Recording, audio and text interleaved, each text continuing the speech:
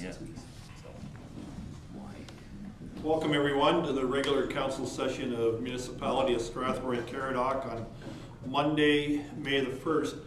Before we begin the formal proceedings, I should acknowledge that this evening I am wearing the jersey of the Thamesford Trojans to keep the bet that I made with Mayor Marcus Ryan of Zora Township, also the Warden of Oxford County. So Marcus, the bet has been carried through, so thank you. The land acknowledgement. We want to acknowledge that we're on a territory covered by the Longwoods Treaty. We are thankful for the generation of people who have taken care of this land, including the Chippewas of the Thames First Nation, the Munsee Delaware First Nation, and the Oneida Nation of the Thames. We also acknowledge the many First Nations, Métis, Inuit, and other global Indigenous people that now call Strathroy-Caradoc their home. I'd also like to acknowledge that joining us tonight virtually are Councillor Greg Wilsey and Director Jake Strauss. Are there any declaration of pecuniary interest? All right, seeing none, I'd like to move to item 2.1, which is, I'm very proud to say, is my first mayoral proclamation, and I'd like to read it. Whereas UNESCO has declared World Press Freedom Day as an annual observance each May 3rd, and whereas May 3rd, 2023 marks the 30th anniversary of World Press Freedom Day, and whereas May 3rd is an opportunity to celebrate the fundamental principles of press freedom, an opportunity to assess the state of press freedom throughout the world, an opportunity to defend the media from attacks on their independence, and an opportunity to pay tribute to journalists who have lost their lives in the line of duty. And whereas the Council and Municipality of Strathroy-Caradoc recognizes the work of the vibrant local media serving our community.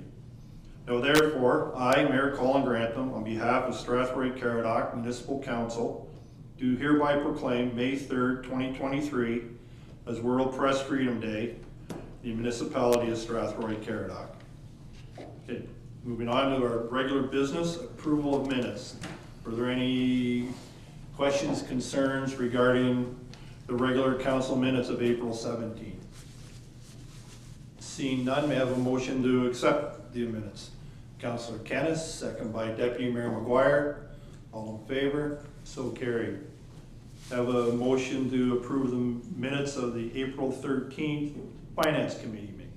Councillor Hippel, seconded by Deputy Mayor McGuire. All in favor? Carried. We'll now move on to item 4.1, quarter revision. We have a resolution to open the quarter revision regarding Gabriel Old Drive Drain 2023 hereby open. Deputy Mayor McGuire, Councillor Brennan, all in favor? Okay. I believe, is this for Director Strauss? Director Strauss. Yes, thank you, through your worship. This is the quarter revision hearing for the Gabriel Old Drive Drain 2023. I'll keep it very short. There has been no appeals or no concerns, so I will just leave it open if there's any questions. Were there any questions of Director Strauss? Excuse me. Okay. Seeing none, we have a motion, council adopt the engineer's report for the Gabriel Old Drive Drain 2023 and give third and final reading to provisional bylaw number 11-23 for the project. Councillor Hippel, seconded by Councillor Kennis. All in favor? Carried. We have a motion to close the quarter revision regarding Gabriel Old Drive Drain 2023 be hereby closed. Councillor Pelkman, second by Councillor Derbyshire. All in favor? Carried. Okay, 1 second.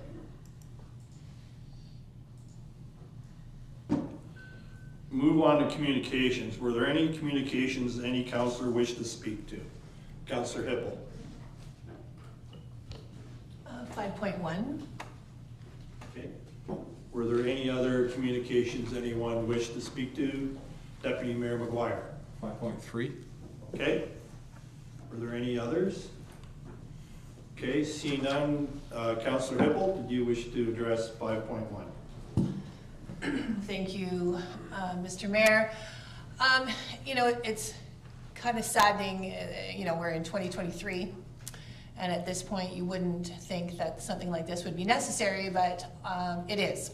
So this is something that obviously I am extremely supportive of, and I would think we would be remiss if our council did not adopt this bill number 5, and I'd be willing to make a motion to put that into place if anybody wanted to second it, and then we could talk on it if necessary. We'll go with Councillor Brennan. Did you, sorry. Oh, I was seconding the motion, and I would be willing to speak to it at some point, yes. Okay, were there any questions regarding the motion? Okay, Councillor Brennan, you may speak to it. Well, just to comment, and that is that municipal councillors, municipal elected officials should be held, I believe, to the same standard as our staff, and essentially a code of conduct is necessary and accountability is important, and I fully support this measure. Councillor Derbyshire. Thanks. I agree we should be held accountable. I just don't like the way they're going to use it or try to put it through. I'm not in support of how they want to use the IC, for lack of a better thing, to then pass it on to a judge. I do believe that that process itself has got some flaws that should be worked out. It's not that we should be held accountable and removed if need be, but the process that this is putting forward with isn't working with law enforcement or any other kind of jurisdiction. So it's not that I'm not in support of people, you know, not being harassed or bullied, but I don't think going about it the way they want to go about it is the right way. Deputy Mayor McGuire. Thank you to Councillor Palmer for reminding me once again to turn my microphone on. You'd think I'd learned by now. I support the concept of the bill. I think, although the bill isn't in front of me to read, which is kind of my only comment about the whole process, we're reading correspondence that other people have prepared about a bill without actually having any specific information about what Bill 5 is, or at least having the bill in front of us. So I agree with the concept. I'm shocked that we are not held to those standards currently, particularly with Bill 168, harassment in the workplace. I thought we would have been covered by that. So it actually raises far more questions for me than provides any answers for me at this point in time. But I would like to see Bill 5 and kind of have an in-depth read of it. Any other comments? Okay, we have a motion on the floor to support a Bill 5. All those in favor? Okay, opposed? Carried. Deputy Mayor, I believe you wanted to speak to 5.3, I believe? I did, thank you.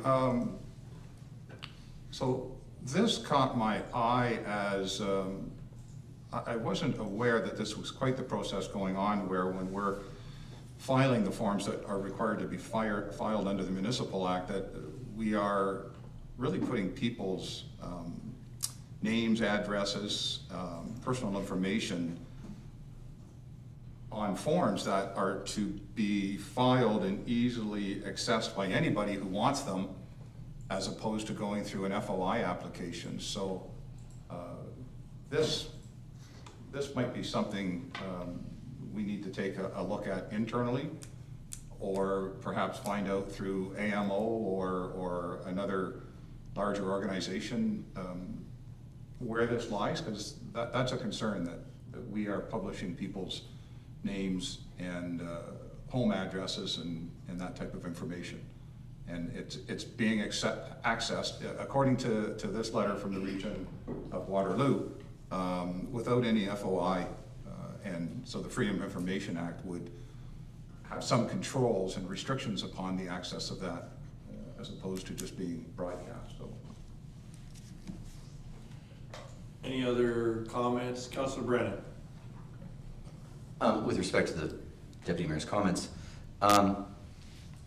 campaign financing should be transparent, I believe, and that should be something that the public has easy access to.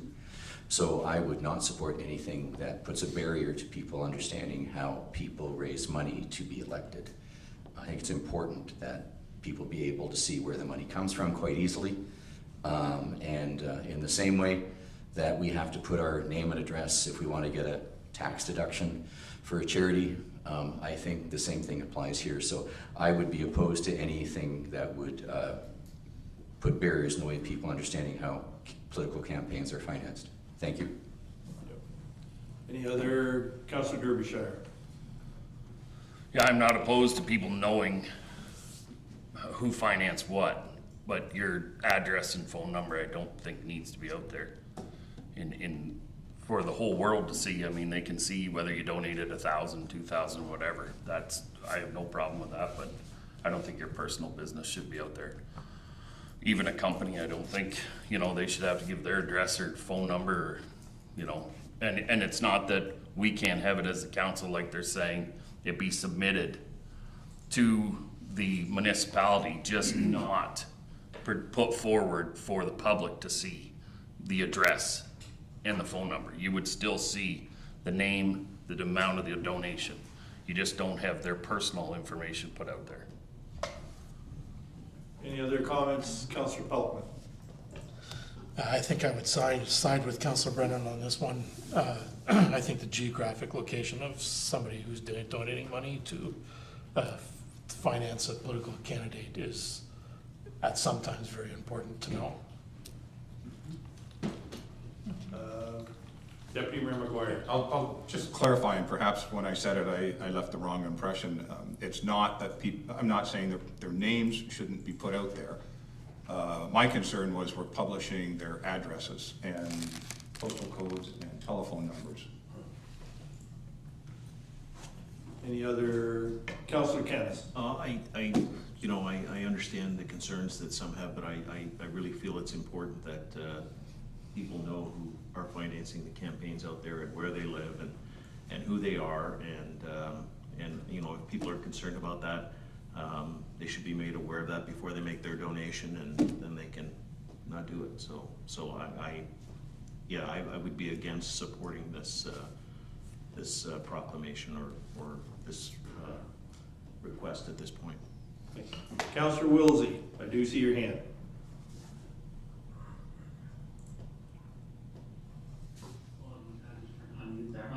Would the council perhaps be open to kind of a middle ground between the two, where we would not show the phone number and street name, but we would still keep the town and province? So we'd do a partial address, but just not the full street address and phone number. Would that make all the councillors happy if we were to potentially do that?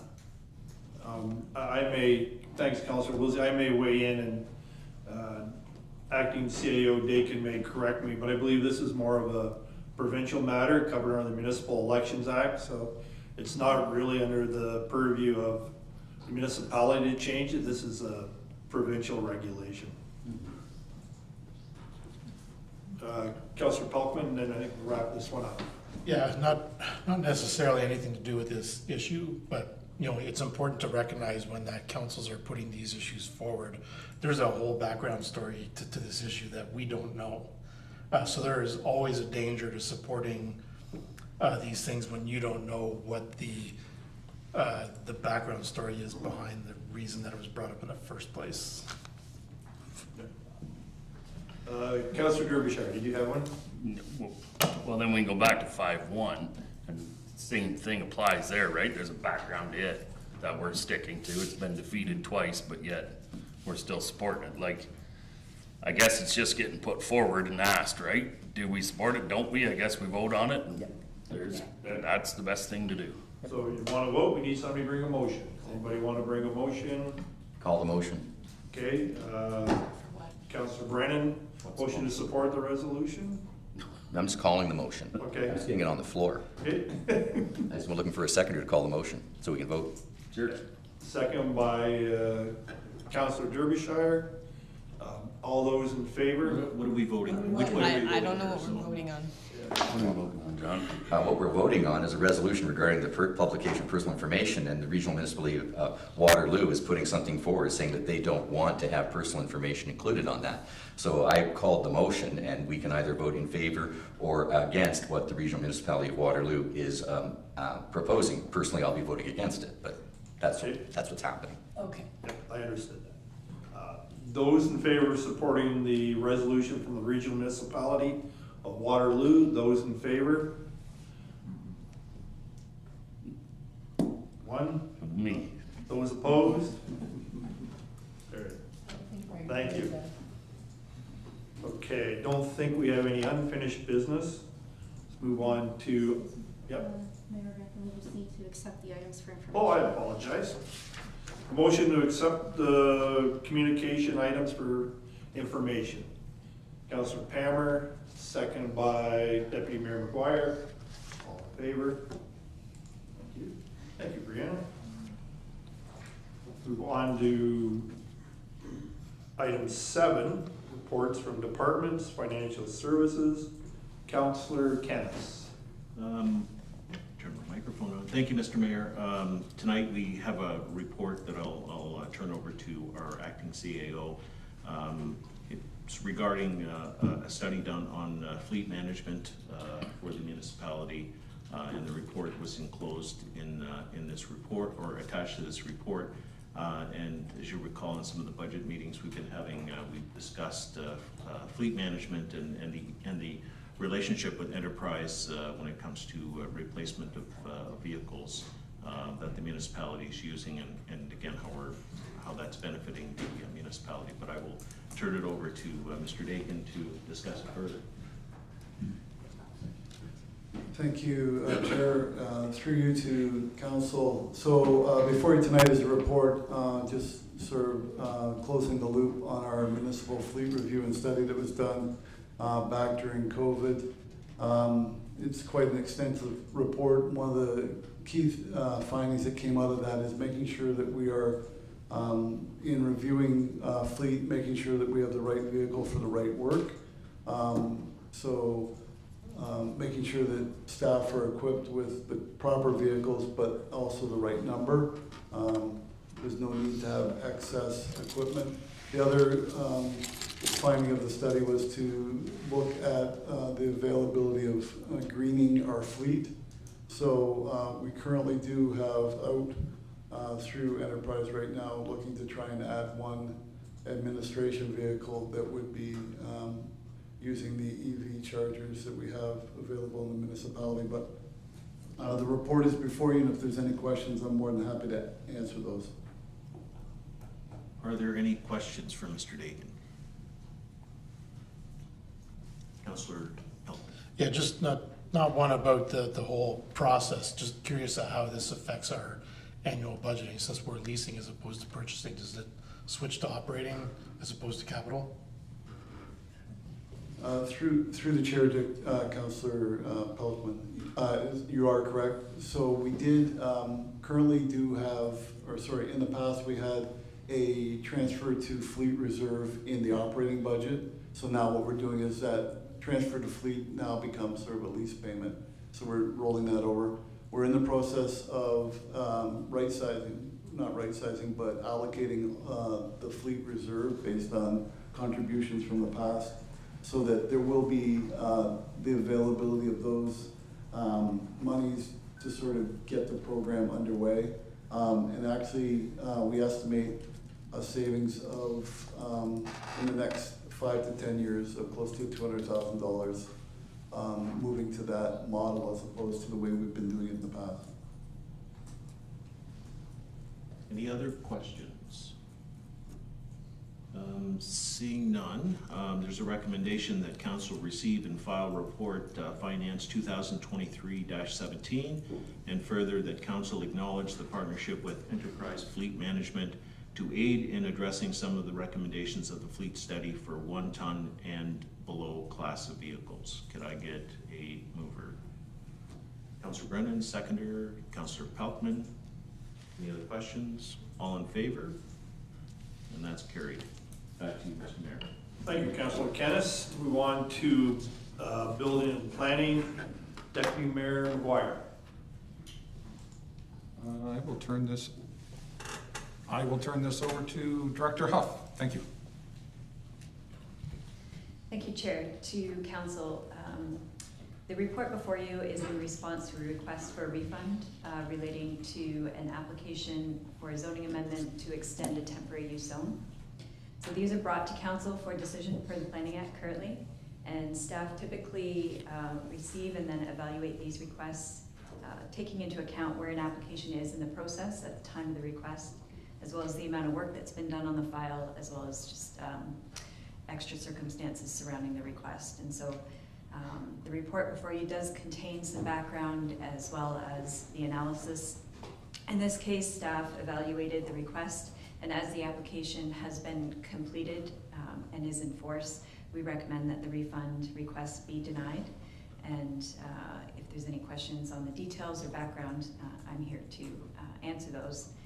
And lastly, I'll just end that staff also provided council with an option that we could consider drafting a refund policy that would be brought back for council's consideration so that these could be done administratively, but where there's continues to be a disagreement with the outcome of that policy, there would still be an option for them to come to council.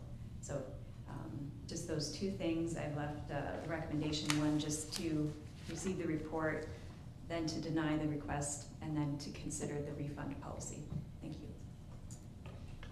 Councillor Hippel. Thank you. Director Huff, do we, I have seen a few of these cross our, I was going to say desks, but cross our path a few times, but do you get a lot of these? I don't see a whole bunch, but I have seen a few, so I'm just curious how many cross your desk. Through the chair to Councillor Hippel. So we receive requests for refunds more so with the Committee of Adjustment, but every once in a while to council. And so, and in fact, there's another one pending and coming to council and the decision that's made here tonight. So it is, they do happen, not all the time, but maybe 1 or 2 a year. Any other questions? Councillor Brennan. Through the chair to Director Huff, although I have not previously discussed this with you, $1,500 was paid. They're asking for a refund, but you're saying that all the work was done. Approximately, and I hate to put you on the spot, but how many person hours would have been involved in fully processing this file that they're asking for a refund on? In other words, the work was done. I'm just wondering how much time we invested in this, and if the $1,500 charge would be, something which we could say, the work was done.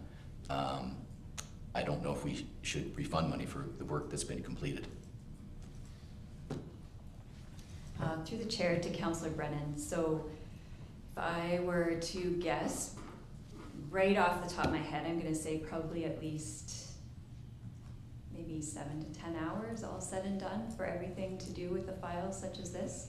And I'll note, though, that our planning application fees are not intended to recover all of staff time or expenses. They absolutely are kept at a low cost right now, and so we certainly don't recover staff time and resources with those fees.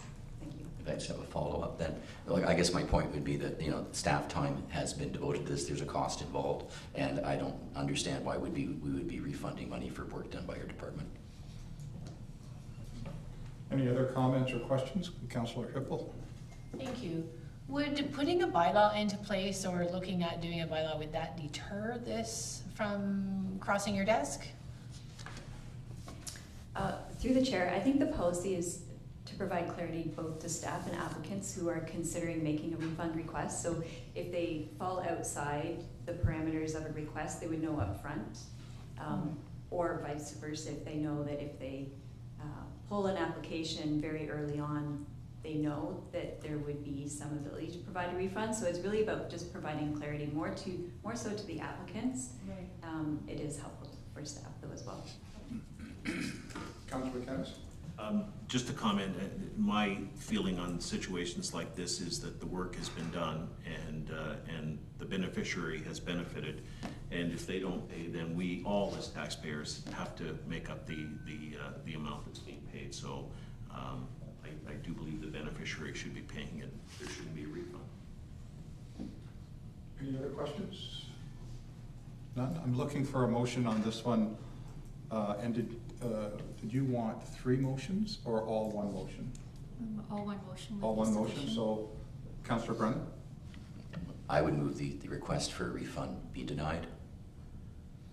Essentially. So the motion is in 3 parts, so I'll just read out the motion so that everybody understands that council received report BBP 2023-49 for information. That council deny the request for the zoning fee for ZBA 7-2023, that it be denied for refund or reduction, and that council direct staff to prepare an application refund request policy for council's future consideration. Did you want all 3? I would make that motion with that wording, yes. Okay, just so we're clear, all 3. Seconded by Mayor Grantham. Any other comments? None? All in favor? Opposed? 1. Motion's carried. Thank you. Thank you, Deputy Mayor. Move to 7.3, Engineering and Public Works. Councillor Peltman, you're on the clock. Thank you very much. So tonight we have 2 items to discuss.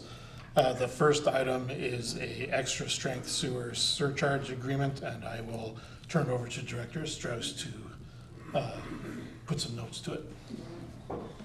Thank you. Through the chair, I'll keep this brief, but the municipality staff met with KML Windows, who this sewer surcharge agreement is with. We did meet a couple times actually, went back and forth with our legal. KML is happy with the agreement. They have no further questions. This is a common practice with larger industries within our collection system. There is many municipalities in close range to us that have agreements like this. We actually used another municipalities as a template. And then we will in future as new industries come online or the existing ones do lapse and expire, we're going to be using this as standard language going forward. So I'll open up for questions. Are there any questions from any members of council? Yes, Greg? I'm just wondering what causes KML to be able to have the effluent above, like, what's the cause of why they have extra strength effluent in the facility? Thank you through the chair to Councillor Wilson. I actually don't have that specific detail in front of us, but we have done testing, or sorry, they have done testing and passed, and their effluent didn't meet the criteria. So I can come back to council once I have that in front of me, but I don't have the exact details in front of me. You have a follow-up question, Councillor Wilsey? Yeah, the only reason I ask is I have clients of mine who work in other municipalities, both inside and outside of Ontario, where if they have extra strength effluent, they're actually required to put in their own treatment process to get it within scope. I just didn't know that. Realize this could be our policy. I'm not trying to go one way or the other. I'm just looking for clarity as to what process they're doing that's getting it there, and if this is the right way we want to go to put the extra burden on our sewage treatment plant rather than on the client. So I'll maybe add just a few thoughts to that. I know we have one industry in town that does have its own processing system. However, not all industries in town have the physical footprint to put such a facility in their on their property. And I would suggest this would be one case because I believe KML is pretty much maxed out their entire possible footprint on the property that they have. Would that be correct, Director Strauss? Yes, that would be correct, yeah. Did you have anything to add to that, or was my answer sufficient? I think your answer is sufficient without having the actual effluent results in front of me. I can't answer that at this moment.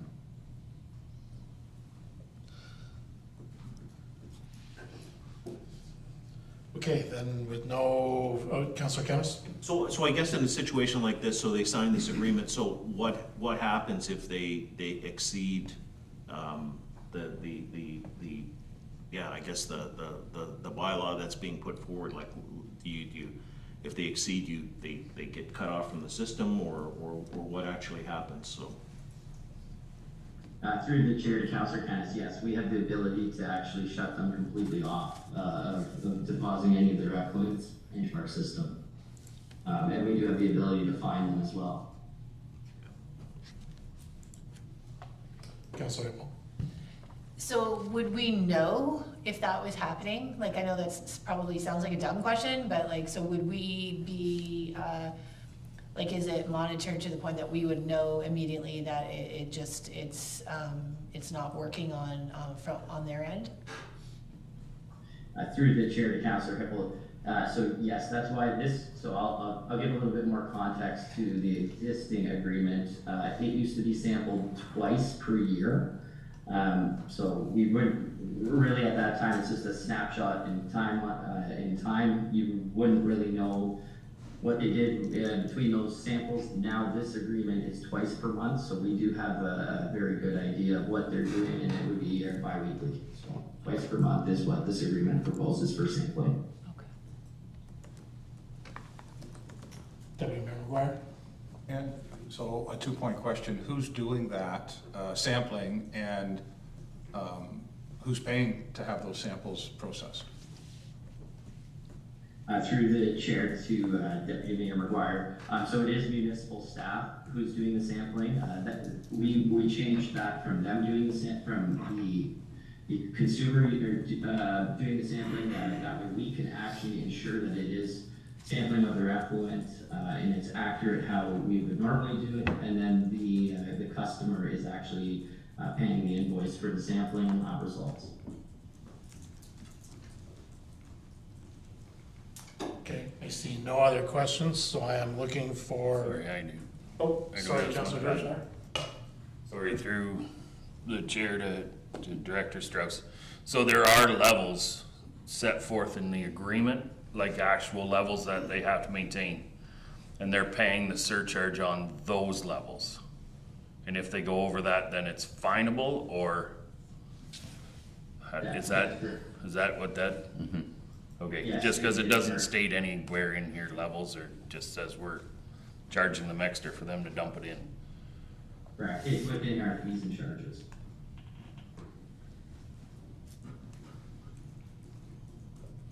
Okay, so there's a recommendation in the report that says council received the information report EPW-2023-27 and that council enter an extra strength sewer surcharge agreement with KML Windows Inc. I'm looking for someone to make that motion. Deputy Mayor McGuire and Councillor Kennis seconds that. All in favor? Anyone opposed? That's carried. Thank you. And next, Councillor Wilsey had asked for a report earlier about sizing the Mount Bridges wastewater treatment system, or not sizing it, but getting EA approval before we ever consider expanding the system. And so this is that report, and I will turn over to Director Strauss to explain the report. Thank you, through you, Chair. You did introduce it very well. So this is just a report on the future expansion of the Mount Bridges wastewater treatment facility.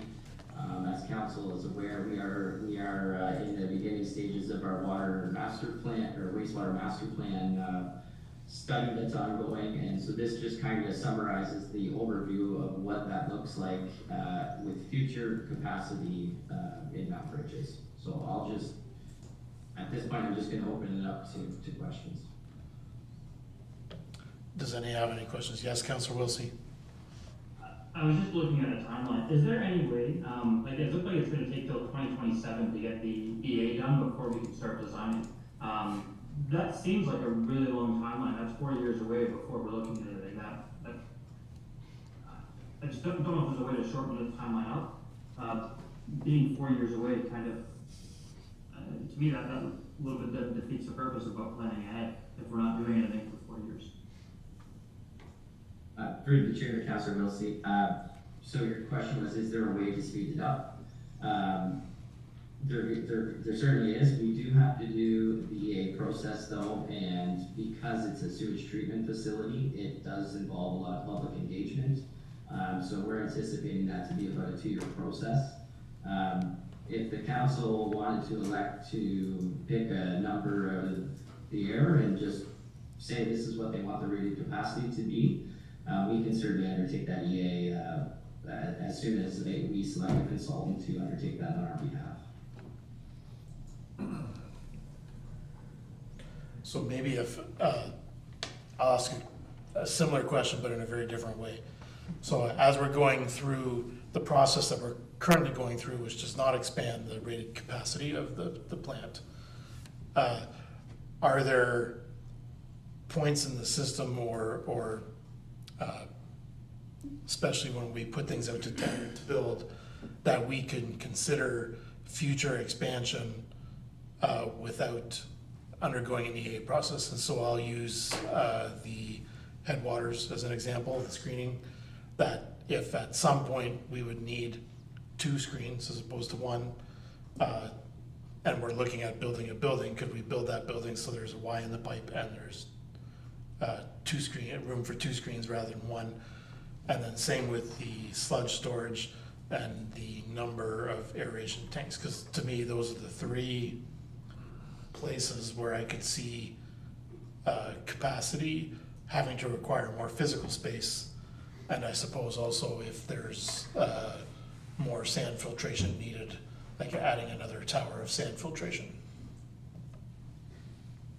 Through the chair to the chair, so what we're doing with our extended aeration process is switching from the RBC to that extended air.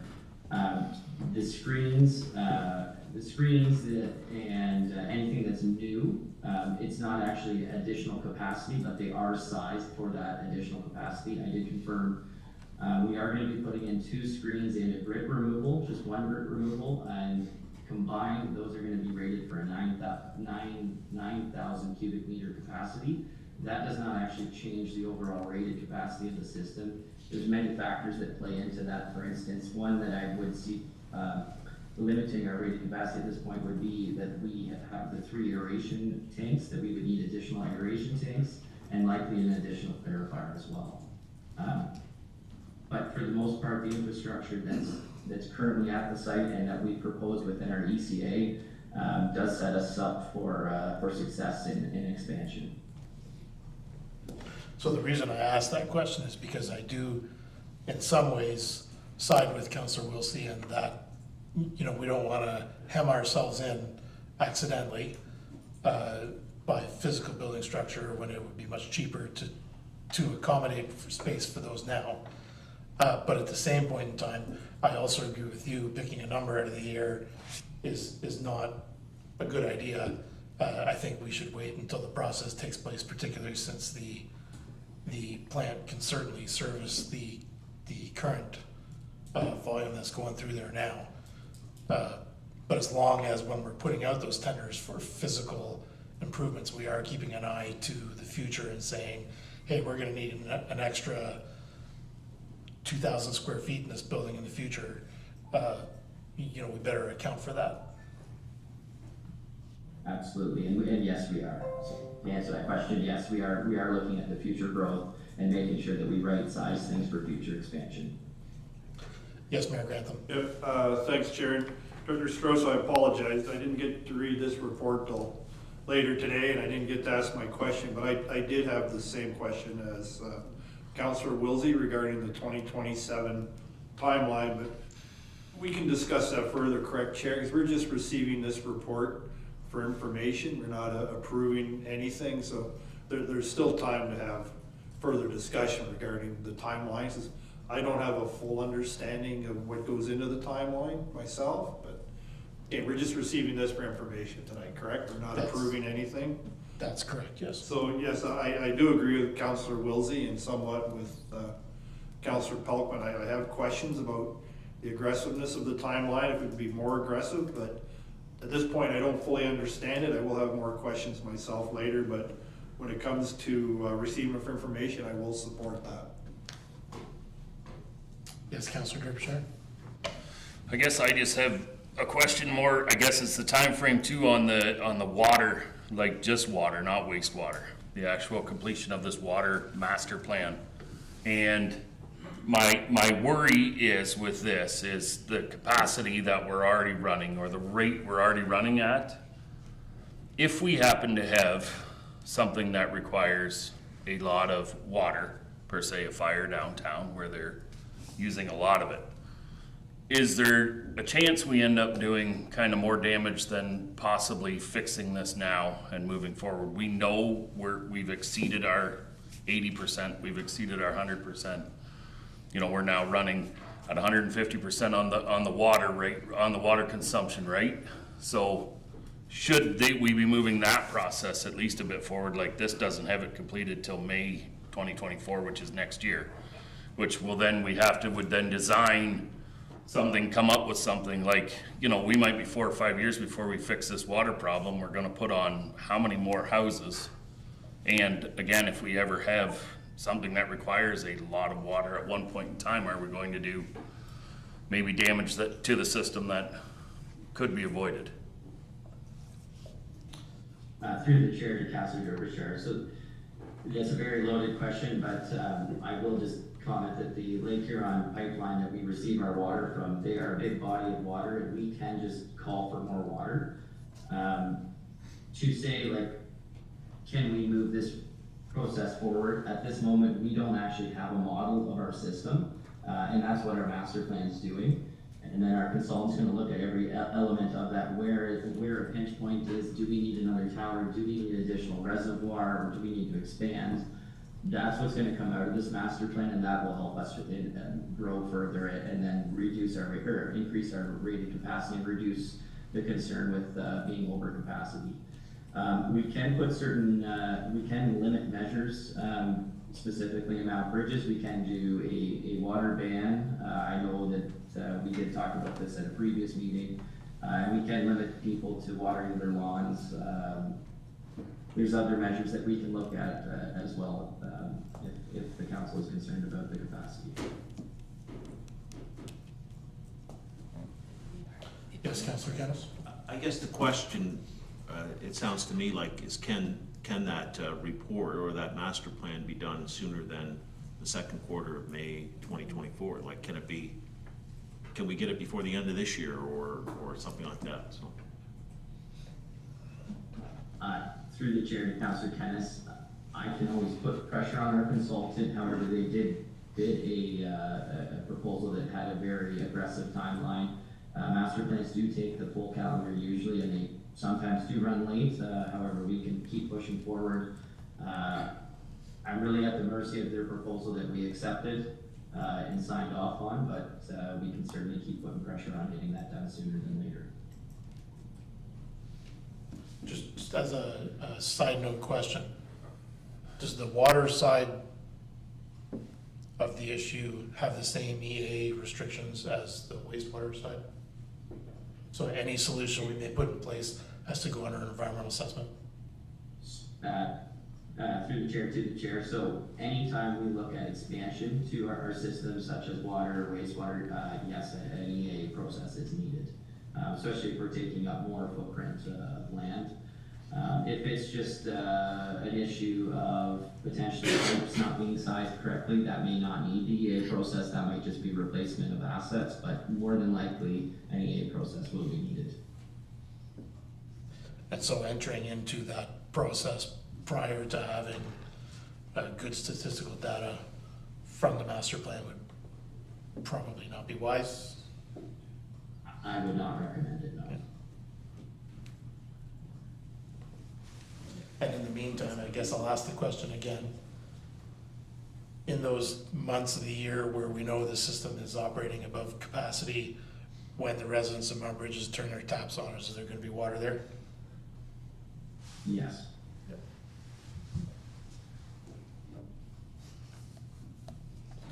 Even it doesn't. All right, are there any other further questions? Seeing none, then I'm looking for a motion to receive this report for information. Made by Mayor Grantham, seconded by Councillor Kennis. All in favor? And no one opposed then?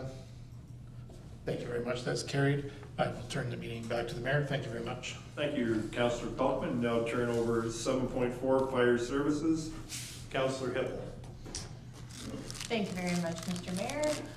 I have the pleasure to turn this over to our Deputy Fire Chief, Steve Beasley. I will let you do all the talking. Thanks very much. Maybe nobody will understand me, but we'll see how we get on. So the two items in front of you were, there was some questions with regards to the station location. So the 7.4.1 was just the most current and up-to-date data that we put together, highlighting exactly where personnel live, the call volume as to where it relates in town, and points out some of the high risk and vulnerable occupancies. And also within this report, it does give some timed runs. Now, it must be noted that these runs were done at obviously regular speed, but it does show the differential in time from the Francis Street and the Zimmerman Street location. So it was just information put forward for councillors so as they have a full understanding of the implications of each site. That's great, thank you. We do really appreciate that because I know that took a lot of time, but it's great to have the most updated stats on this. Do we have any questions from council? Yeah, oh, sorry. Sorry. No, Councilor Derbyshire. I'm gonna speak to it just because I've been the one speaking to it the whole time. So just to make it crystal clear, I'm not about eliminating your hall, just so everyone's clear on that. My thoughts are, why don't we have two halls in Strathroy? We would leave your aerial and your rescue in old, I'm gonna call it Station 1.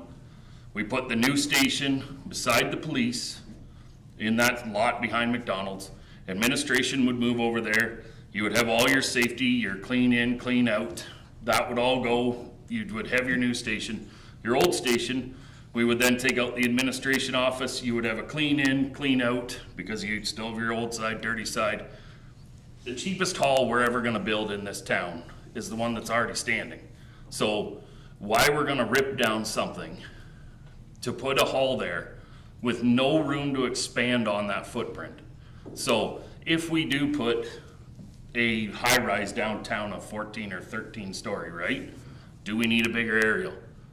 If we do need a bigger aerial, will it fit in that hall that we're gonna build, that we're gonna rip down and put there? Or would we have room to move in front of the police station to build the bay longer, wider, this, that? All I'm trying to do is get the most bang for our $10 million. That's what I'm doing. I'm not trying to make you unsafe. I'm not trying to take away your jobs. I'm not trying to make anyone out of business or get hurt. I'm trying to do the best I can with taxpayer dollars. So my proposal and what I've just been saying is to keep the old hall and put the new hall on this side. That also does the track. We're now on both sides of the track. So I wasn't trying to eliminate anybody's hall or take it away.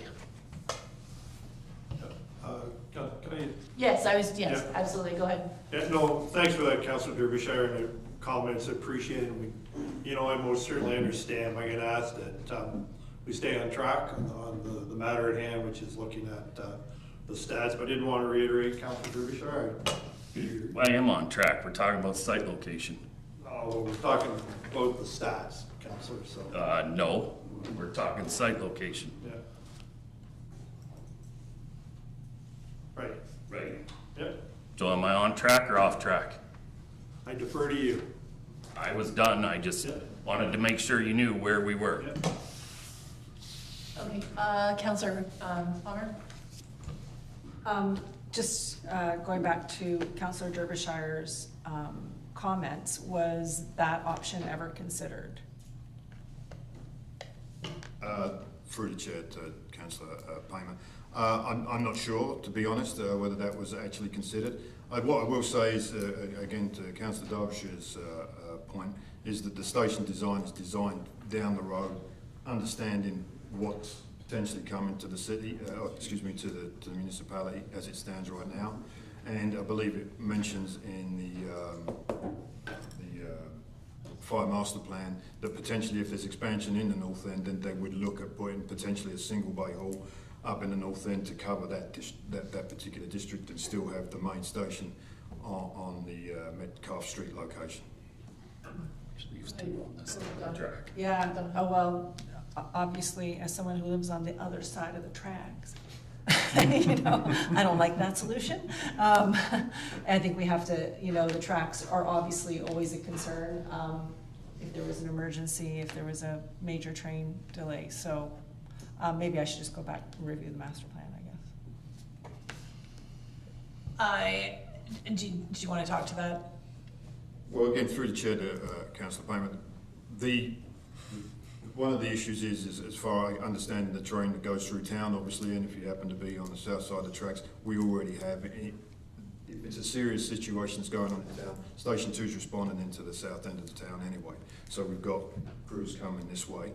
And part of the issue of having two stations in town is where the staff report to. As it stands right now, we have one central hall and all of the staff go to that central hall, so we have a good idea of how much manning we have responding to calls in town. It may well be that a call would come into Strathroy, we get one person respond to one hall, 6 respond to another. Now we potentially have an additional movement of apparatus that we don't necessarily need, and people in each hall are not aware of how much personnel is in the other hall.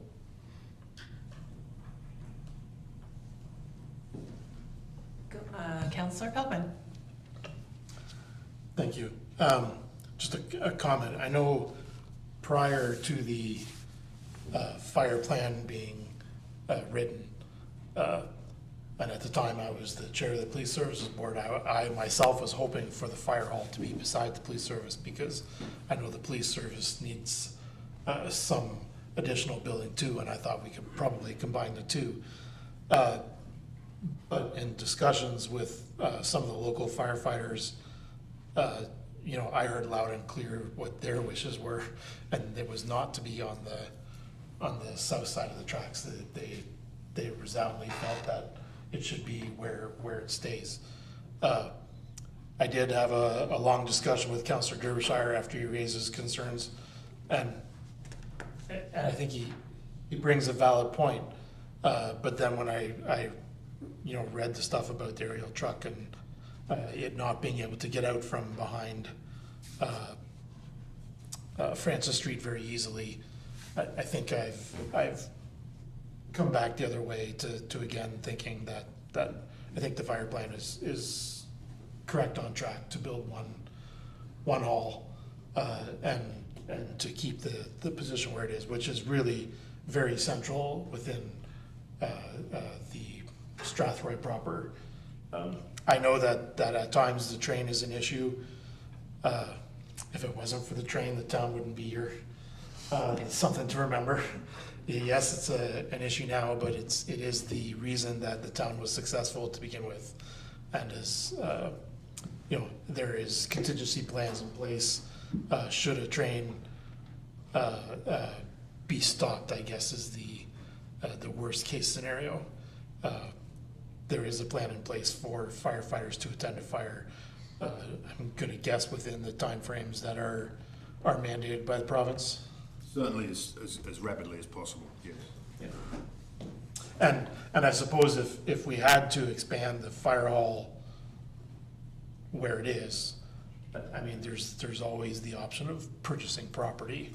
You know, the municipality has the means and the rights to do that should we have to. Councillor Brennan. Thank you, Chair. I concur with Councillor Falkman. Been on a bit of a voyage with him too on thinking about this over the years and looking at all the different possibilities. I support the fire master plan. I think it's a good blueprint for the way we need to go. I don't want to see council slow down in its resolve to take action on that plan. And with that in mind, have we already entered into the design phase for a replacement fire station at the Zimmerman Street location and spent a considerable amount of money on that plan so far? I just don't want us to backtrack and you know, sort of, so that's through the chair to, I guess, the deputy chief. That was already addressed. I know, I'm just doing this. Well, no, you're making it. You're out of order. I'm asking a question through the chair to the deputy chief. Thank you. Yeah, through the chair to Councillor Brennan. Yes, we're in the design phase now. Exactly what I believe we're to the point now. There's potentially going to be the B costings. Would that be correct? That's be coming forward very shortly on the cost of the whole. Do you want to? And just rejoinder. Sometimes I ask rhetorical questions just so things are repeated for the public. Oh, okay. Did you, because you had your hand up at the same time, so. Sorry, nobody heard what I just said. Go ahead, Councillor Derbyshire. Okay, so Director Lilborn did address that.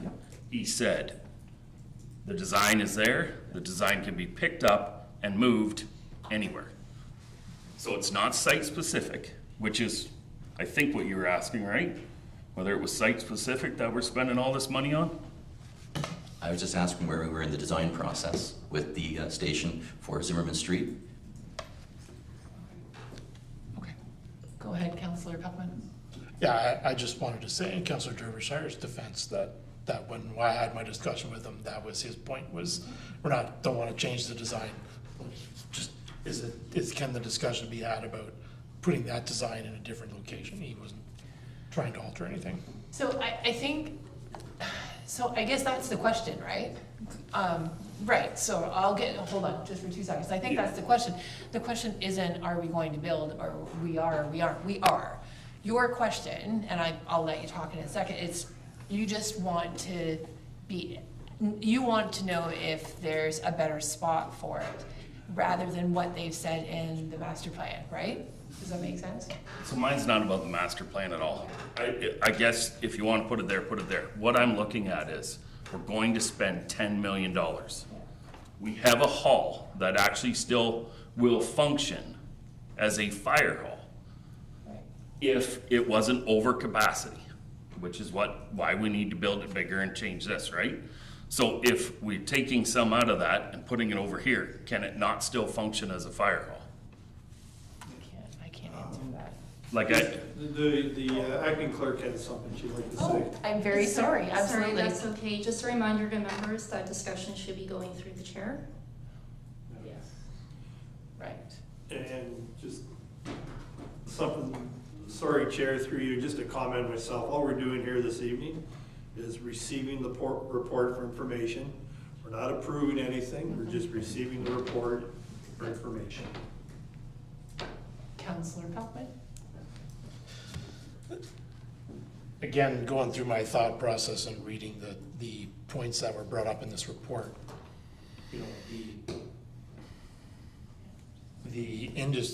all the industry in Strathroy is on the north side of the tracks.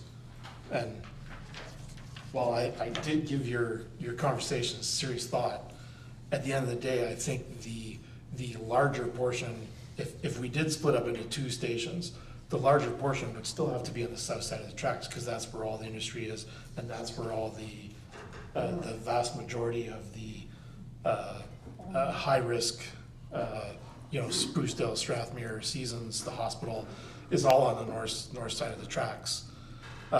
So then, again, thinking about the 2-station process, I think in the long run, we might be better served to still build the station that is planned. And if we did need a satellite on the south end of town, then maybe in conjunction when the police do go about building their garage for their vehicles, that at that point in time, we consider whether we can do something to park an engine or 2 on that side. But it was a good, healthy discussion that we had, and I'm glad we had it, because it really made me think about what happens in the town. Because 5 years ago, we were thinking all the expansion of the town was going on the north end. And yet now we see subdivisions popping up on the south side of Carroll Street, which wasn't really envisioned 5 years ago or 10 years ago. So I'm glad that you and I had that conversation, but I still think in the long term of things, because this building's gonna stand for 50, 60 years, that we'd be better off to stick with the plan as it's written. And then if we're reassessing to see if something else has to be built, that it be done in conjunction with other municipal projects that will probably eventually come to fruition.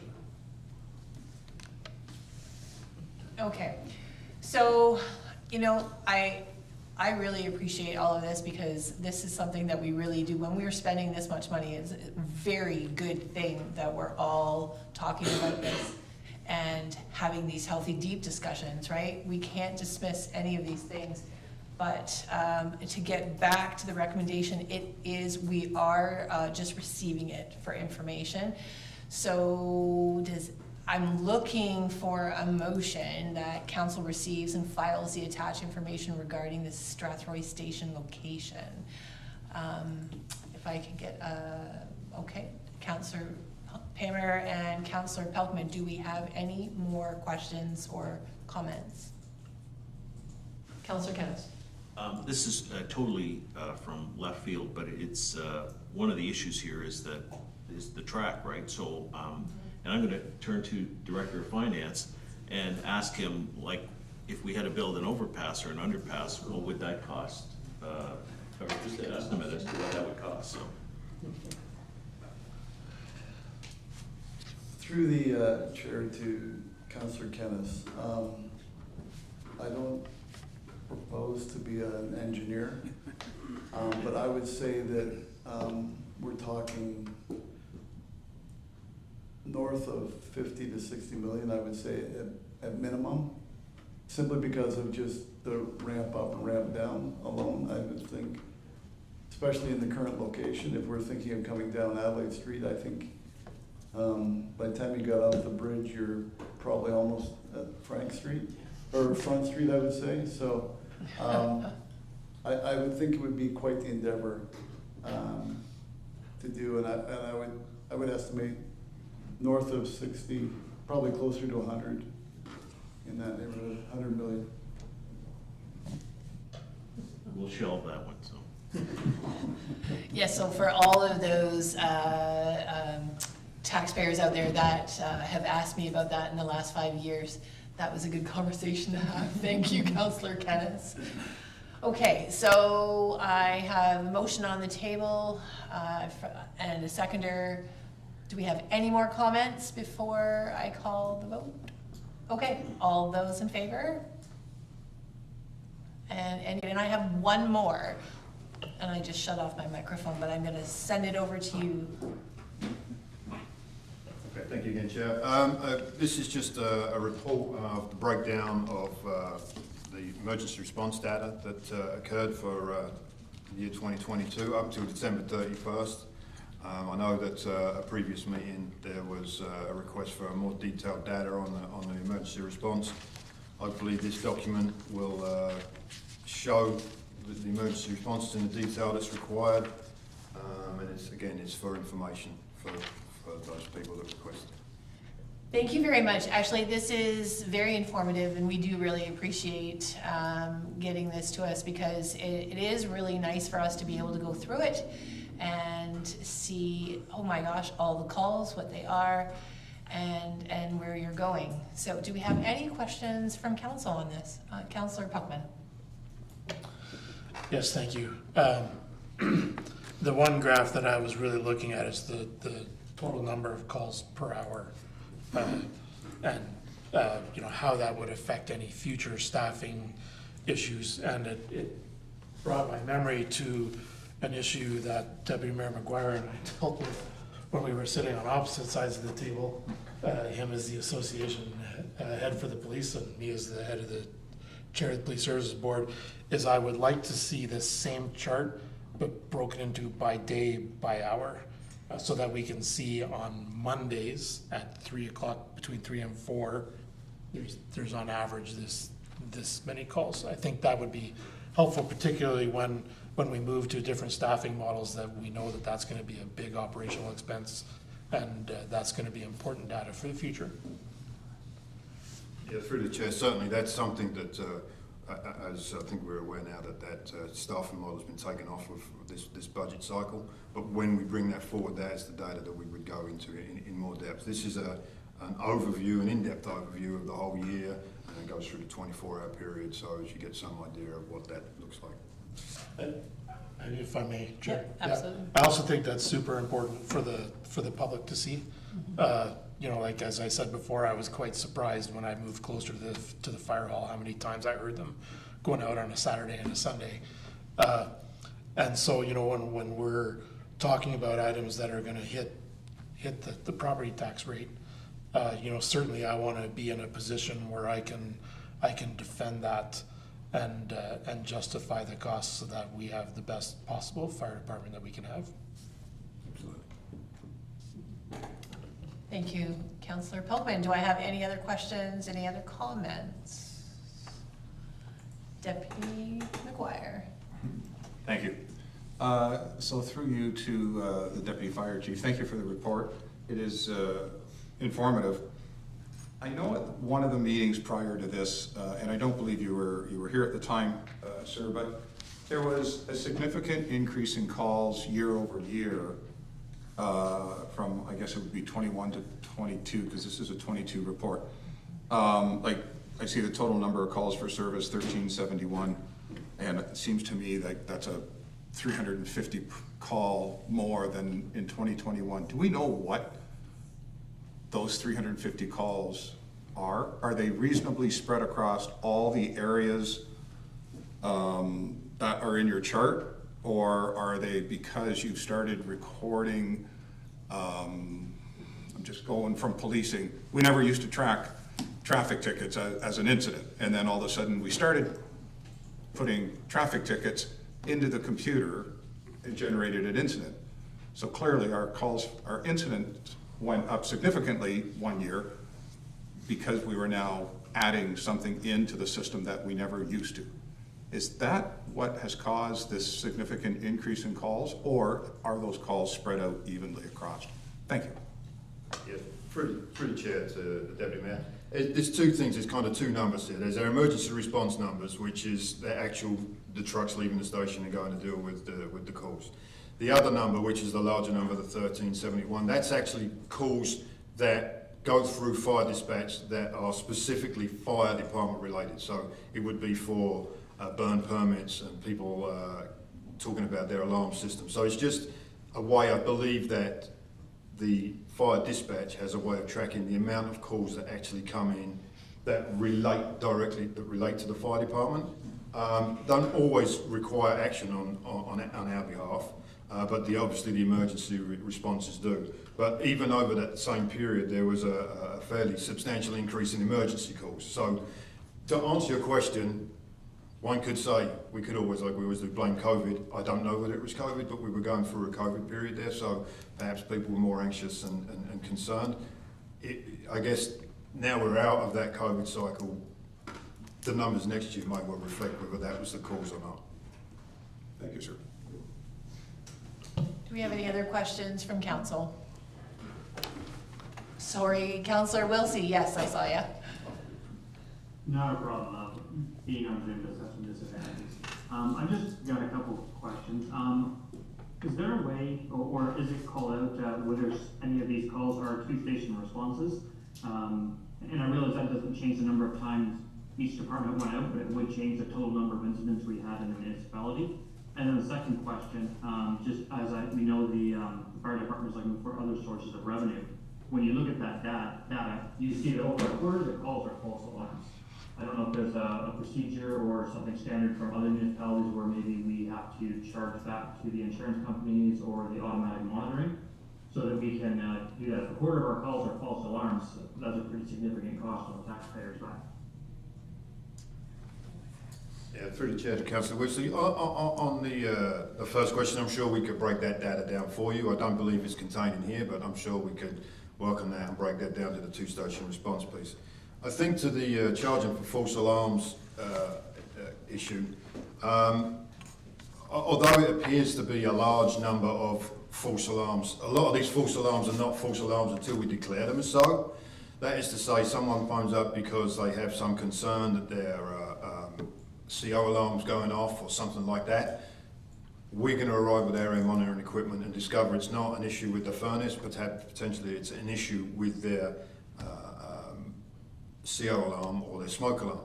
I would be hesitant to put a price on that being a false alarm, because people may then say, well, I'm not going to pay $100 because it's chirping, and we could find ourselves in a tragic situation where it was chirping for a reason. And beyond that, from a systemic situation, I know in my previous employment, if we had a particular location that what we would call a frequent flyer, we would go there often. There was, they got kind of 6 opportunities for us to attend, and on the 7th we would start to charge. What we do here is that if we would respond to an alarm, perhaps in a commercial or a residential scenario, the property representative would get a notice to the building owner that there's some concern with their equipment or their processes. That would come back to our fire prevention division, who would then go and deal with that directly. They can have direct conversations with, and through education, hopefully, bring down the false alarm calls in that manner. So that's kind of where we are on that. It's as I say, false alarm is somewhat of a misnomer. It's not a false alarm until we say it's a false alarm. So we're actually creating the false alarm. Thank you. Councillor Piltman.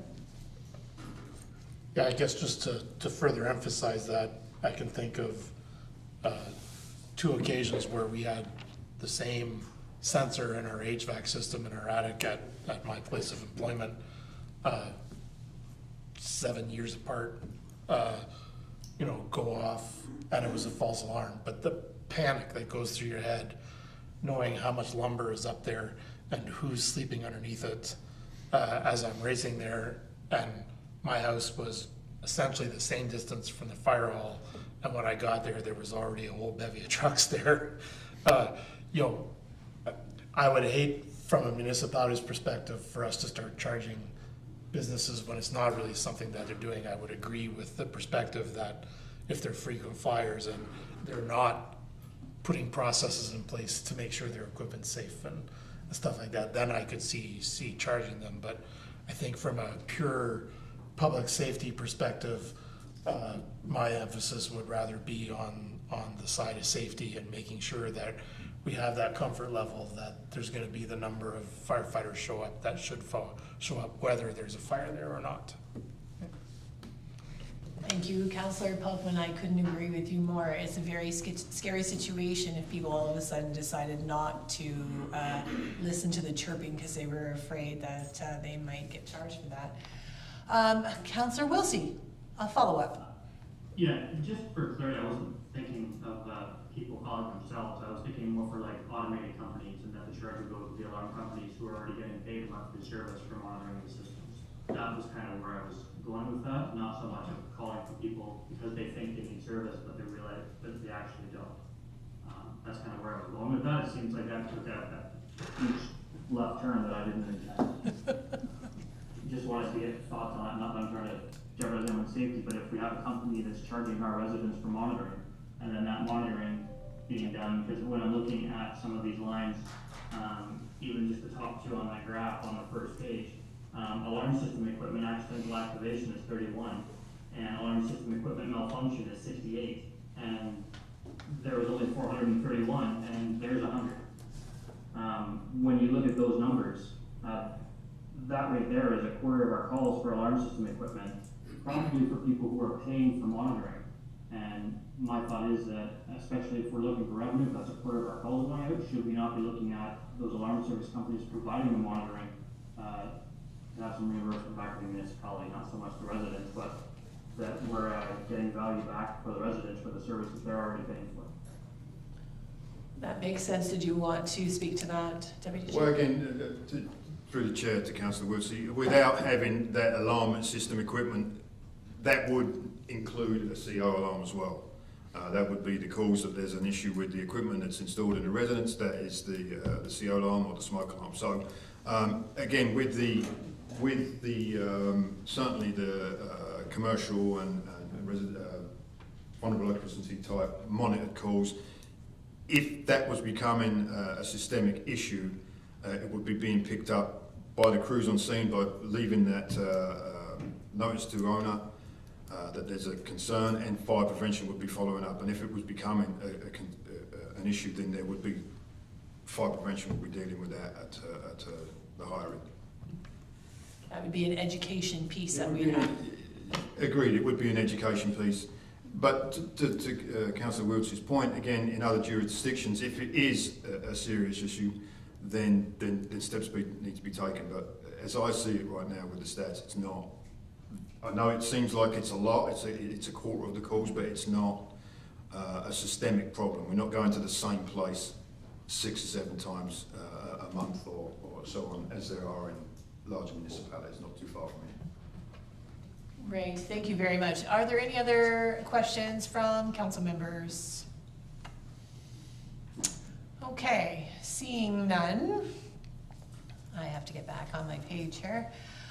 We have a recommendation that council receive and file report fire-2023-03 for information. Do I have a mover? Councillor Kennis, Councillor Brennan, all in favor? Okay, passed. And I'll turn it over to you, Mr. Mayor. Thank you, Councillor Hippel. I will now turn over to Acting CAO, Mr. Dakin, hire and report of fire prevention officer. And I will in turn pass the baton to Director Payne, Director of HR. Thank you, CAO, and good evening, Council. Report before you, again, hiring report. Background on this one, back in December 2022, we started recruiting for that position. This position's been budgeted for a couple of years. I think back at the start of 2022 was budgeted for, but not yet filled until the latter part of last year. So we did extensive recruiting. We went out to the different various market and job boards, and I'm happy to announce that we made an offer to Carol Huxley. Carol Huxley lives in Strathroy here. Basically, her role prior to coming on full-time here with us, she was currently at the Middlesex Center Fire Service, Fire Prevention Training Officer over there. So we brought her back to Strathroy-Caradoc. Background on Ms. Huxley, she's been 3 years in the fire service prevention side inspections, and she's currently a volunteer firefighter for 10 years on the Strathroy-Caradoc Fire Service. So thank you for that. A little bit of credentials. She does have quite a few certifications in the various NFPA certifications. So she's got quite a listing going of that, investigations and certifications. So that's good. Today is her start date. So she started today, May 1st. Happy to answer any questions if you have any. Councillor Brennan. Thank you, Worship. Through the chair to either the Director of Human Resources or the Deputy Chief. At this point then, how many full-time employees do we now have in the Strathroy Fire Service?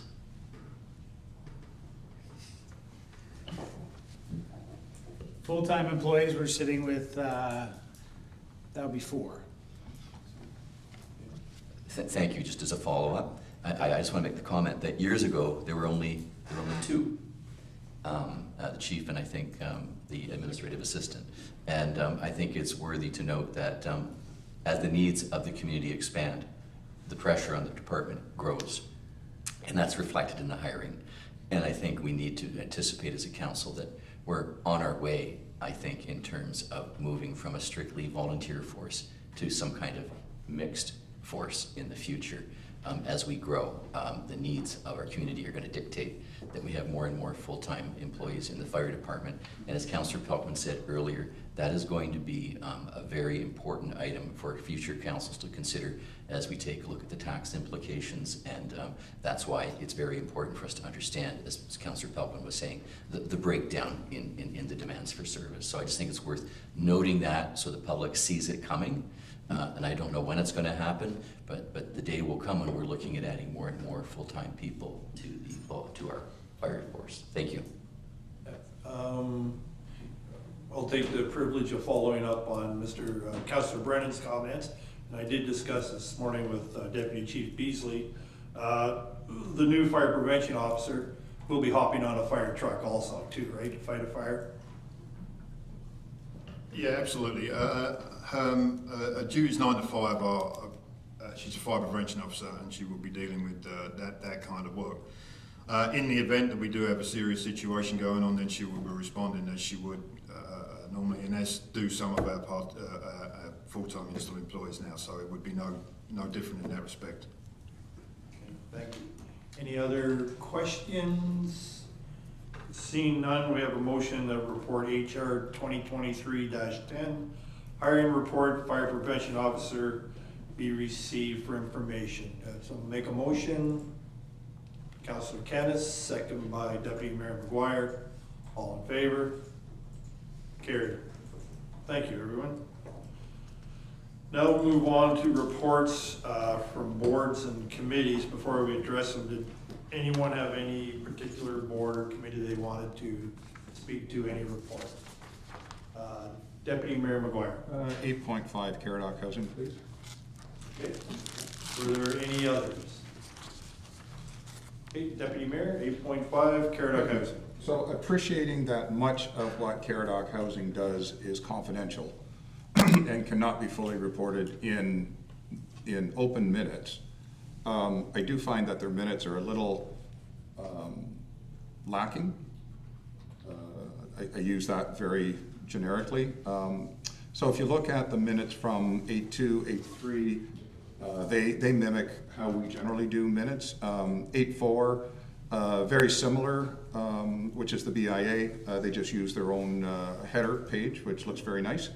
And then when I look at this one, I don't even know who attended the meeting. I don't know who made motions.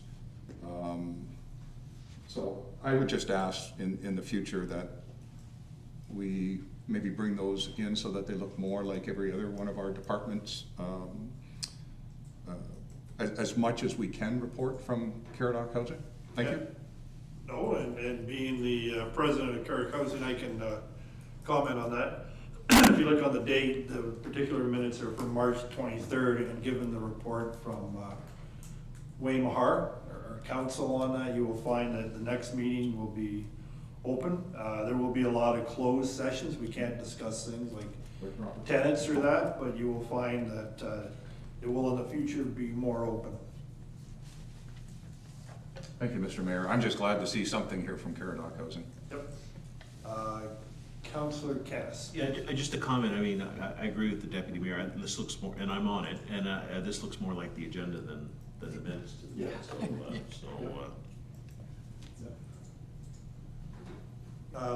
Councillor Heppel.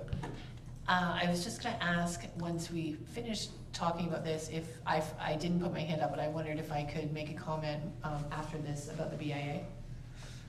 Sure, apologize. Are we done with 8.5? Any other comments? Okay. Councillor Hippel on the BIA. Thank you. I just had a quick question. It actually had, it wasn't on anything that was within the minutes. I just was curious, I know in the past, I really only have been here for about 5 years, but we did have the community development officer that from Strathroy-Caradoc was on the BIA at one point. And then that staff member actually was no longer here, but I do know that we have a new one. And I just think it is really important. I know I was, Councillor Pammer and I were talking about this the other day on how integral it is to have them be a part of that. And I know that we do have a council member on it, and obviously we have your worship is on there as well, but I think it would, I'd be remiss if I didn't say that I think that would be an important part of the BIA is to have them on there. And I don't know how you go about doing that or who I would talk to about that, but it's just my opinion. Acting CAO Dakin. Thank you. Through yourself to Councillor Hippel, I will reach out to our Economic Development Commissioner and see about getting her part of that process. I do know that Kate in our Recreation Department, booking and event coordinator, does speak with the board on several occasions. I'm just sort of coordinating some of those things, but yeah, we'll take that to heart and see about having better involvement from staff.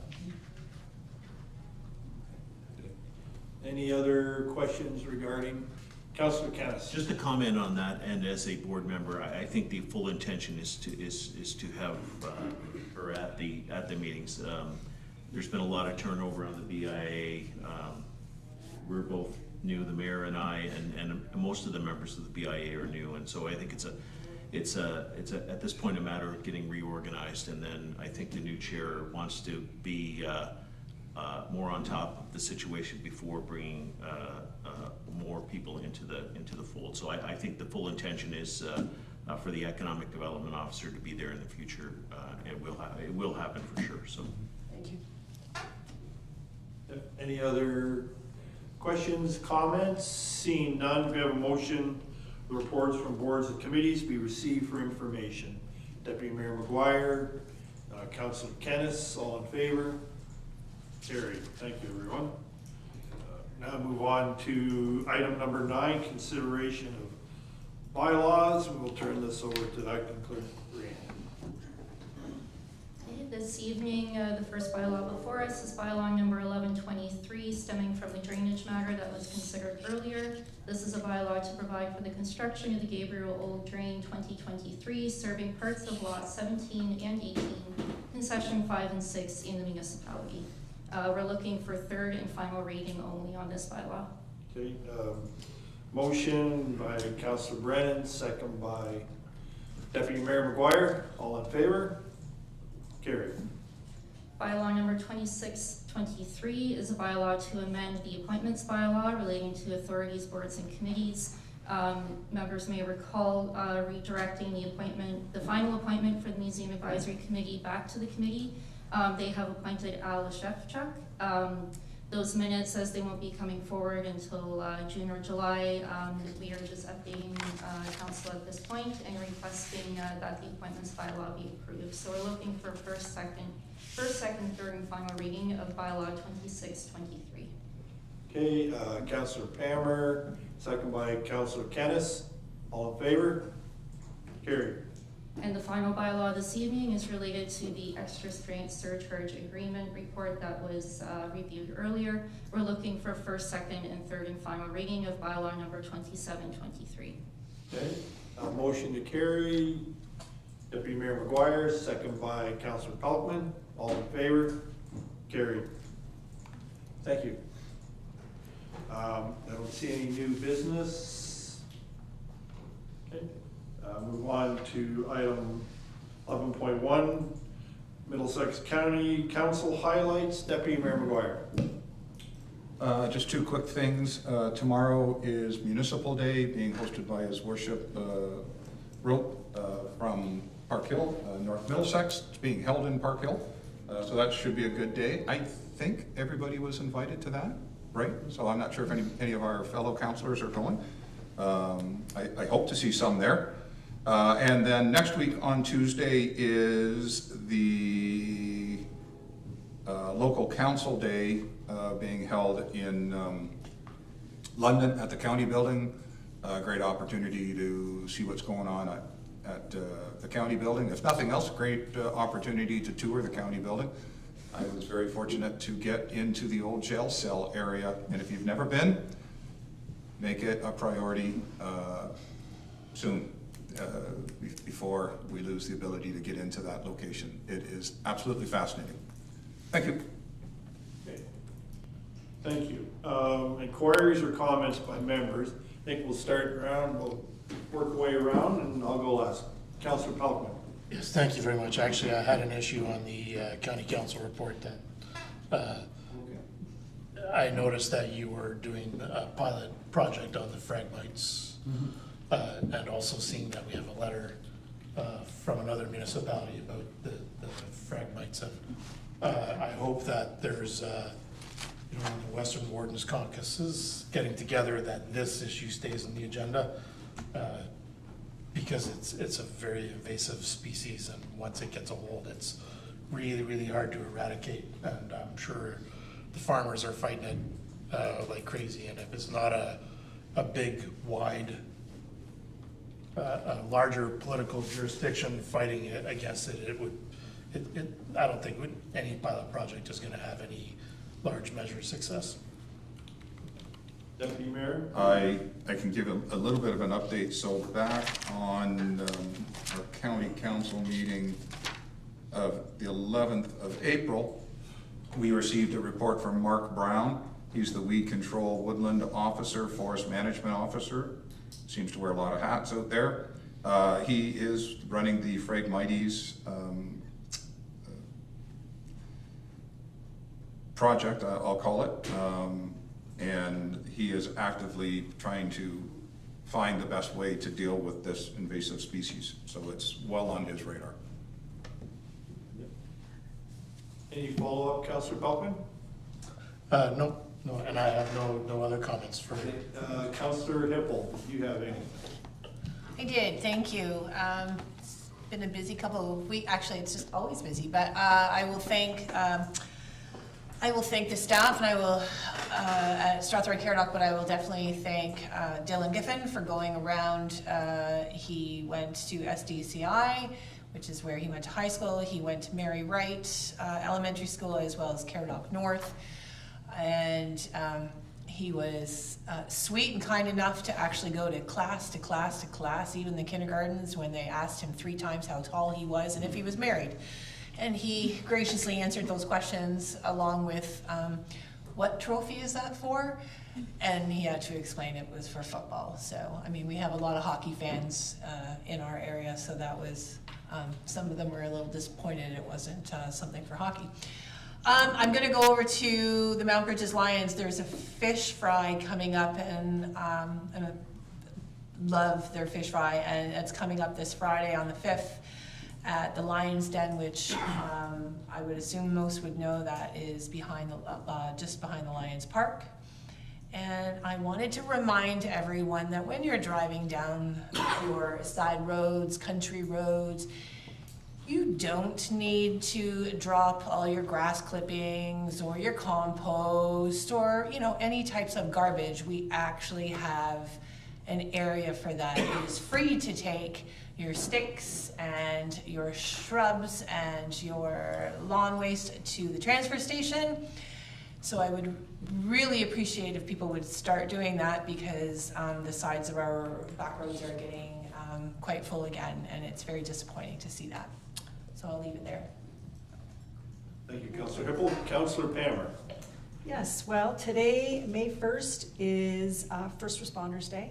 And I see we have some of our fire department here in person tonight. So want to give a big shout out to all the first responders in our community for all the amazing work they do, keeping everybody safe. And we appreciate their efforts. Thank you very much. Thank you, Councillor Pammer. Deputy Mayor McGuire. I attended Good Friday brunch about a month ago now, but for the Strathroy Lions Club, they put on a great breakfast once again, as they have for years and years and years. So congratulations to them, and go Leafs. Councillor Kennis.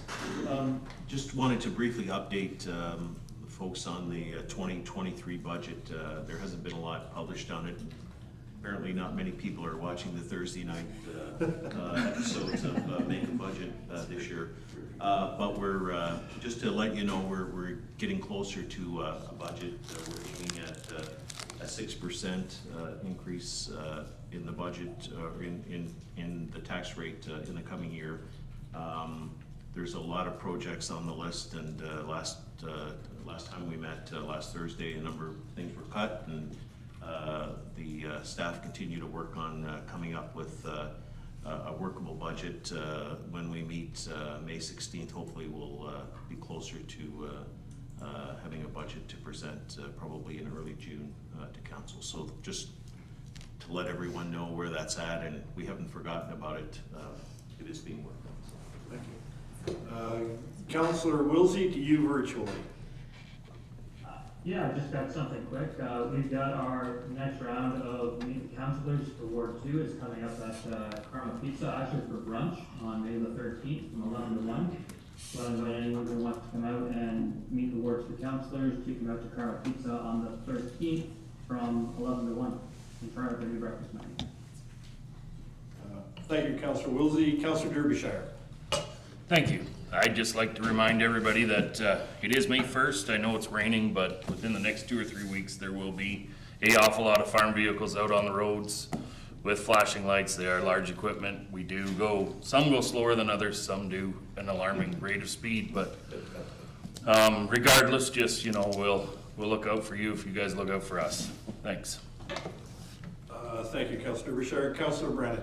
I don't know what I'm looking forward to more, either having a budget in June or watching the Leafs win the Stanley Cup in June. But either way, both of those events seem to get later and later in the year, but I'm looking forward to both. Thank you, and no comment on the leaf cracks.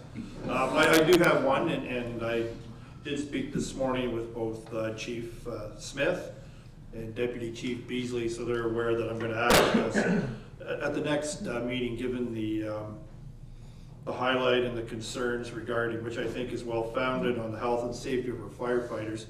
I'm going to bring a motion at the next meeting that the fire department, both chiefs, bring a report on health and safety of our firefighters. So I'll be bringing that motion forward at our next meeting. So that being said, we know our schedule of meetings. Next one is May 15th. We're now going to move in camera. Council may move into a closed session to discuss a legal matter. A procedural matter is permitted by section 23(9) of the Ontario Municipal Act and Council's procedure bylaw for the purpose of a litigation matter regarding the former servicing agreement with Adelaide Metcalf and a potential sale of industrial property, and to approve in-camera meeting minutes. Have a motion to go in camera. Councillor Peltman, seconded by Councillor McKennis. All those in favor? Thank you.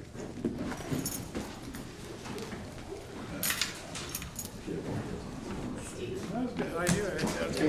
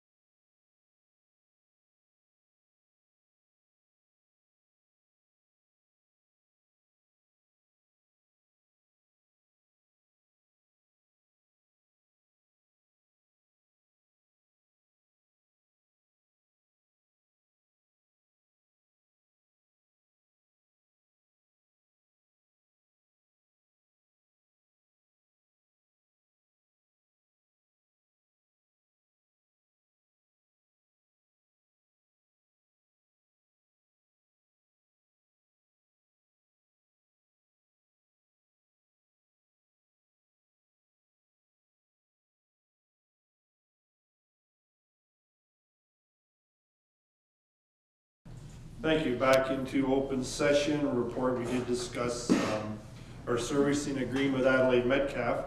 We did add an additional item on a potential sale of industrial property given the timeliness of the matter. We did need to move quickly on that matter. So thank you very much for that.